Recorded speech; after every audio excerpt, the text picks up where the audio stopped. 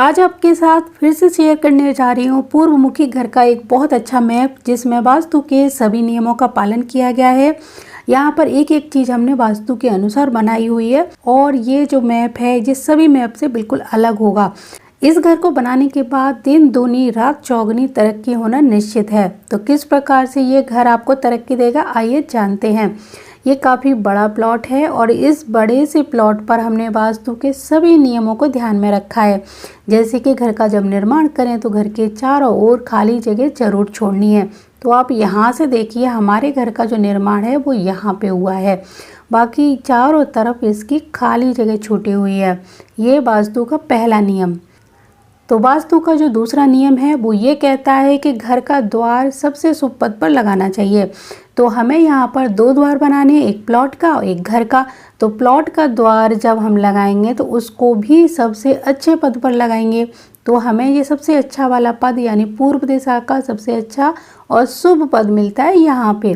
तो यहाँ लगा दिया हमने मेन गेट जो है प्लॉट का। ये वाला जो द्वार है ये प्लॉट का द्वार है। जैसा कि मैं हर बार बताती हूँ कि ये प्लॉट का द्वार कहलाता है और घर के अंदर का द्वार दूसरा होता है। कई कई जगह पर ये द्वार एक ही होता है, जिसे प्लॉट का भी कह सकते हैं और घर का भी कह सकते हैं। ऐसा तब होता है जब हमारा प्लॉट बहुत ही ज़्यादा छोटा हो। तो यहाँ पर हमारा प्लॉट काफ़ी बड़ा है और हमने इसमें काफ़ी जगह छोड़कर घर का यहाँ से निर्माण किया है। तो आप इसकी खास बातें देखिए, इसमें कुछ सीक्रेट भी है। कई चीज़ें आपको बताऊंगी कि किस प्रकार से ये घर इनको लाभ और उन्नति देने वाला है। तो ये आप देख सकते हैं, ये हमारा प्लॉट का द्वार हो गया। और जब हम घर के अंदर जाएंगे तो यहाँ से यहाँ तक जो गार्डन का एरिया आप देख रहे हैं पूरा खाली है। इसी तरह ये वाली गैलरी आप देख रहे हैं ये खाली है। यहाँ से यहाँ तक आपको पूरी गैलरी खाली मिलेगी। जो ऑरेंज कलर की गैलरी आपको दिखाई दे रही है ये यहाँ तक पूरी खाली है। इसी तरह ये भी खाली है। ये मेन गेट के आगे आगे जितनी भी आप जगह देख रहे हैं ना, यहाँ से यहाँ तक पूरा खाली और खुला हुआ एरिया है। ये वेंटिलेशन युक्त घर बनेगा और इस घर को सभी प्रकार के वास्तु दोषों से दूर रखकर बनाया गया है। तो आप यहाँ पे देख सकते हैं कि घर के चारों ओर काफ़ी स्पेस छोड़ा गया है और यहाँ पर वास्तु के सभी नियमों का पालन किया गया है।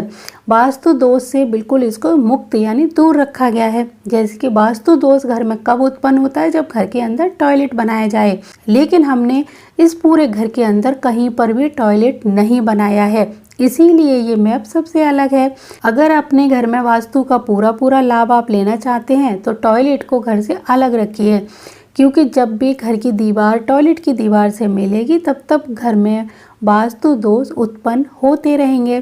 तो हमने इस घर को टॉयलेट से दूर रखा है। तो इस घर में आप देखेंगे कि टॉयलेट हमने ये अलग बनाया है, जो कि घर की दीवार से कहीं पर भी टच नहीं हो रहा है, क्योंकि बीच में स्पेस छोड़ा गया है।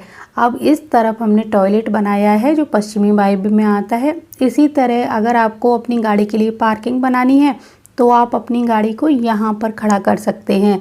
ये भी वायव्य कोण है, तो यहाँ पर आप गाड़ी रखने के लिए पार्किंग बना सकते हैं। इसके आगे काफ़ी बड़ा सा गार्डन है, खुली जगह छोड़ी गई है।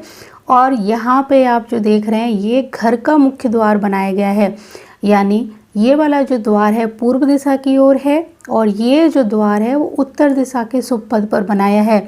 तो है ना एक घर कुछ खास। इस घर की सबसे बड़ी और ख़ास बात यही है कि हमने इसके दोनों द्वारों को बहुत ही ज़्यादा शुभ पद पर बनाया है। अब घर के अंदर जब हम जाएंगे तो हमने ये पूजा घर पूर्व दिशा में बनाया है। इसके साथ ही साथ ये हमारी रसोई है। रसोई के जस्ट बराबर में आपको यहाँ एक बेडरूम मिलेगा। बेडरूम के जस्ट बराबर में सीढ़ियाँ बनाने की व्यवस्था है। सीढ़ियाँ आप चाहें तो यहाँ बना सकते हैं, नहीं तो सीढ़ियों के लिए भी आप इस एरिया का चुनाव कर सकते हैं। अब जैसे कि दो कमरे आप यहाँ देख रहे हैं, एक बेडरूम और एक गेस्ट रूम। तो ये हमारा बेडरूम और ये हमारा गेस्ट रूम हो गया। तो कुल मिलाकर इस घर में 3 कमरे बनाए गए हैं। आप सेम निर्माण छत के ऊपर करना चाहें तो कर सकते हैं। आपके घर के सदस्य अगर ज़्यादा हैं तो छत पर कमरे बनाइए, और घर में सदस्य कम हैं तो आप इस तरह से घर का मैप तैयार कीजिए। टॉयलेट बाथरूम में बुजुर्गों को थोड़ी सी परेशानी हो सकती है इस घर में, तो आप उसके लिए यहाँ पर एक गेट बना सकते हैं, जिससे कि इस तरफ उन्हें जाने में आसानी हो। हमने यहाँ पर किसी भी कमरे में टॉयलेट बाथरूम नहीं दिया है, क्योंकि इस घर को वास्तु के अनुसार बनाना था, इसीलिए टॉयलेट को घर से दूर रखा है। क्योंकि घर की दीवार से टॉयलेट की दीवार कभी भी टच नहीं होनी चाहिए।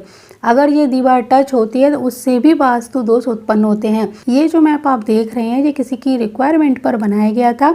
जिसकी रिक्वायरमेंट पर ये मैप बनाया गया था उनको एक कोचिंग भी खोलना था, तो कोचिंग के लिए हमने यहाँ कमरा बनाया है, और कोचिंग वाले बच्चों को अगर टॉयलेट यूज़ करना हो तो उसके लिए यहाँ पर बनाया है।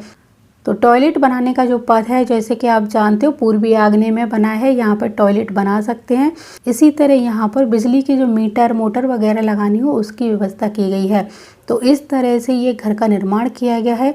वास्तु के सारे नियमों को यहाँ पर फॉलो किया गया है। ये वाला एरिया हमने थोड़ा आगे बढ़ा के रखा हुआ है, जो कि वास्तु के अनुसार बहुत ही शुभ माना जाता है। इसी तरह घर के अंदर भी किसी प्रकार से वास्तु दोष उत्पन्न नहीं होने दिया है। इस एरिया को ऊपर से भी थोड़ा सा ओपन किया गया है और नीचे थोड़ा सा बढ़ाया गया है। घर की किसी भी नाली को ब्रह्म स्थान से नहीं निकाला गया है। बारिश के पानी की नालियों का ढलान इस तरफ किया गया है। इस एरिया को हल्का और खाली रखा गया है।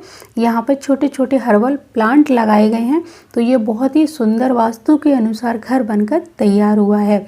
तो आप भी इस तरह का घर बनाइए और अपने घर को वास्तु दोषों से मुक्त रखिए। एक तो आप इसमें रहेंगे, साथ ही साथ अपना यहाँ पर कोचिंग सेंटर चलाकर भी इनकम यानी पैसे कमा सकते हैं।